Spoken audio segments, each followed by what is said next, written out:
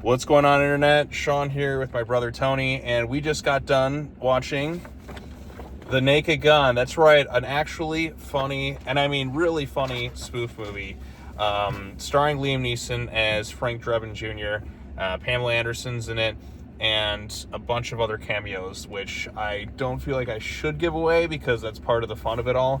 But this is the fourth film in the Naked Gun franchise, technically the fifth entry if you count Police Squad, the 6-episode series that came out before the Naked Gun. Now, I really like the Naked Gun. You like Naked Gun as well? From what I've seen, yes. Yes. I've seen all the movies, I've seen the show, and like I said, I really enjoy that type of movie. We have not had a legit, really funny spoof movie probably since Scary Movie 3. I would argue Walk Hard, the Dewey Cox Story was the last funny spoof movie. Right, but you know how long that's been? That's been like... 2007. Yeah, exactly. It's been since the 2000s since we had a legit funny spoof movie.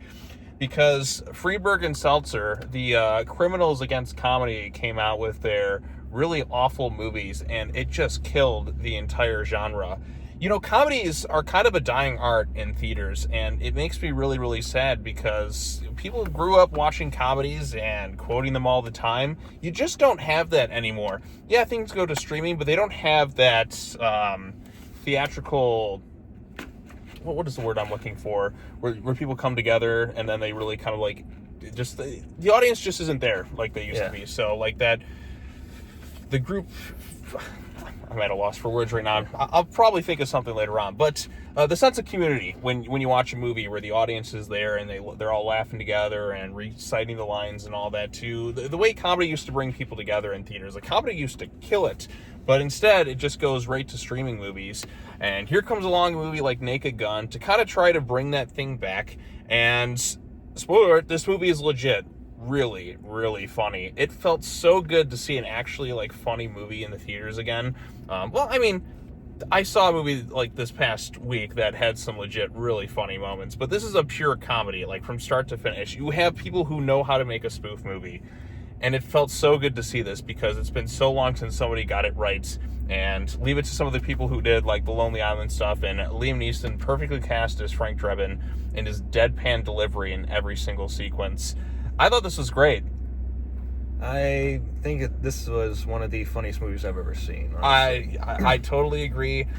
We laughed the entire time, and we laughed pretty hard in certain sequences. There's one usage of like a heat camera, like kind of like, you know how the Predator has like the heat camera? That's the funniest scene in the entire movie. I was in tears laughing so hard. It's the stupidest thing. It's a simple gag that you'd see right out of like Austin Powers, but it made me laugh and laugh really hard. You see a little bit of it in the trailer, but they just go way further. And I knew this was going to be great within the first sequence too, because like it's directed like the serious movie, and then when you get kind of the like Liam Neeson and he starts fighting things, and just the simple little gags of him like breaking a gun apart and just like somebody will put it in his face and he'll just bite down and just eat the thing, and just his like he'll throw somebody, they'll become like bowling pins. Little shit gags like that is what kind of sells this movie. And Liam Neeson is great. Like, he needs to do way more comedies, because the only time I really seen him do comedy was Ted 2, and he has the funniest scene. I think that was basically his audition for this role just 10 years early. Yeah, I mean, Liam Neeson is fantastic in this thing. Pamela Anderson's really funny too. This is the best thing I've ever seen her in, and she plays off him really well. It's because they play it straight. Like, they play it deadpan serious I mean, there's a few wacky bits here and there, but for the most part, the actors, they're taking the material highly seriously, and that's where the true comedy kind of comes from. There's a ton of cameos in this thing as well, just cameos I didn't really expect, but just every scene there's just gags in the background, like here and there. Like, you'll just kind of be walking through the police station, you'll see little stuff in the background, just the little stuff you'd see in spoof movies from back in the day. I mean, the Zucker brothers were just the kings of it. You obviously had the Naked Gun films. Hot Shots Part 2 is like one of my favorite Mel Brooks made movies like this, and it felt good to kind of get a movie like this again and just laugh. The plot of the movie, it's, you know, just they don't really matter so much in these types of films, and the thing they're after is literally called the plot device. And so it's just handled well. It's just kind of an excuse to have funny jokes sprinkled throughout and just try to make you laugh. Not every joke, obviously, is catered to me and made me laugh, but the vast majority of them did. And, you know, comedy is subjective, but if you're looking for somebody who knows how to make a spoof movie right, these people knew how to do it. Like, they knew the art form of it. They knew when to, this is just a dying art, and it just felt so good to see something like this again. I just laughing hysterically and just never knowing what was going to happen and which direction it would kind of go in. It felt really good, and like I said, Liam Neeson is fantastic from start to finish in this thing. What about you? Like, anything you want to add? Or I would say a good 80 to 90% of the jokes landed very well, and when they landed, they really landed. Oh yeah, I mean, did you have any other favorites? It happens later on in the movie where there's like a kind of a arrest Inception type scene. Yes. Oh God, that one too. That one just kind of like, I literally forgot about that. It's like, because they throw another joke at you right away, so there's just so many. That one was very clever. It's like it kind of goes like a kind of a similar like Mission Impossible type way, where they have a bit of a setup to kind of they put a fake scenario on forth, but then it just escalates even further and further and further to so many different layers to it that it got a ton of laughs out of it too, just from start to finish with this thing. The supporting cast is pretty solid too. The guy who played Stingray from Cobra Kai is back beating up kids once again. That is great. I just like the little stuff too, where somebody's like, "Oh, free beer," and he's trying to like pretend to be some guy selling beer or whatever, while he's really just in on the sting operation, and he'll just be like, free beers, handing them off. You'll just see him hand it off to kids and that too. Just simple gags like that. It makes somebody like me laugh again, and it felt so good to laugh again. I miss that feeling in movies where we just had comedies, because we just don't get them anymore, because everything just went to streaming, and they've kind of killed it too. They killed cable in the process. They had a good thing going for it, but they just had to ruin it with just putting everything to streaming.